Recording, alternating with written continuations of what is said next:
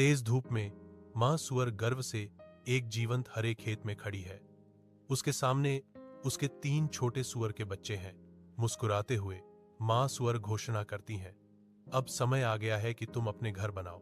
मुस्कुराते हुए मां सुअर घोषणा करती हैं, अब समय आ गया है कि तुम अपने घर बनाओ।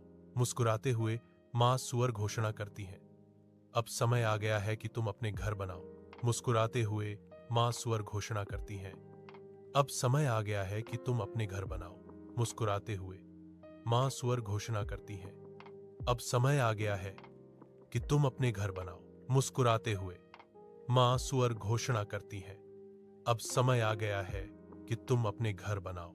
मुस्कुराते हुए मां सुअर घोषणा करती हैं, अब समय आ गया है कि तुम अपने घर बनाओ। मुस्कुराते हुए मां सुअर घोषणा करती हैं, अब समय आ गया है कि तुम अपने घर बनाओ।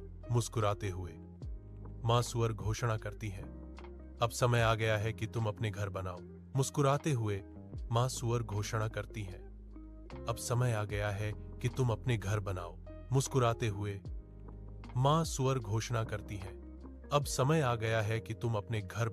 मुस्कुराते हुए मां सुअर घोषणा करती हैं, अब समय आ गया है कि तुम अपने घर बनाओ।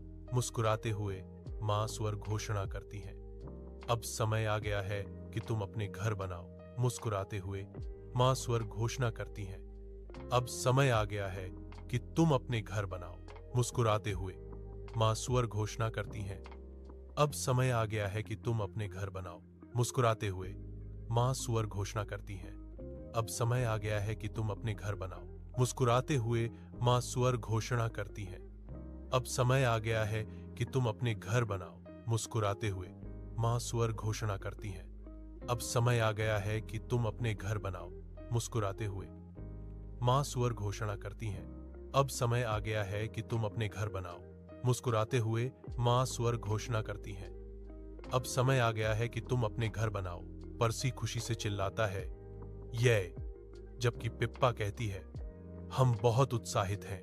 पीटर खुशी से हाथ हिलाता है, चिल्लाता है, अलविदा मां, जैसे ही वे अपने स्वयं के कारनामों पर निकलते हैं। तेज धूप में मां सुअर गर्व से एक जीवंत हरे खेत में खड़ी है। उसके सामने उसके 3 छोटे सुअर के बच्चे हैं। मुस्कुराते हुए मां सुअर घोषणा करती हैं, अब समय आ गया है कि तुम अपने घर बनाओ। पर्सी खुशी से चिल्लाता है, यह, जबकि पिप्पा कहती है, हम बहुत उत्साहित हैं।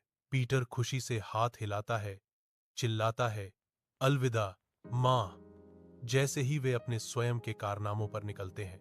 पर्सी एक ऐसे आदमी से मिलता है जिसके पास तखत्ते हैं, एक आरामदायक खलिहान घर की कल्पना करता है। जल्दी से पर्सी के मेहनती हाथों के नीचे एक मजबूत खलिहान घर खड़ा होता है। बड़ा बुरा भेड़िया आता है।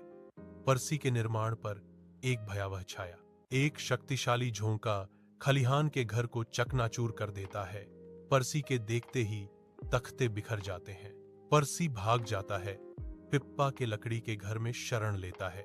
पीटर के ईंट के घर पर भेड़िए की गुस्से भरी फुफकारें हवा में भर जाती हैं, जो मजबूत दीवारों को तोड़ने का एक हताश प्रयास है। गुस्सा बढ़ता है क्योंकि ईंट का घर दृढ़ता से खड़ा है, भेड़िए की क्रूर शक्ति का विरोध करता है। निराशा से प्रेरित होकर भेड़िया चिमनी को देखता है, जो उसके प्रतिष्ठित पुरस्कार का एक अंधेरा मार्ग है।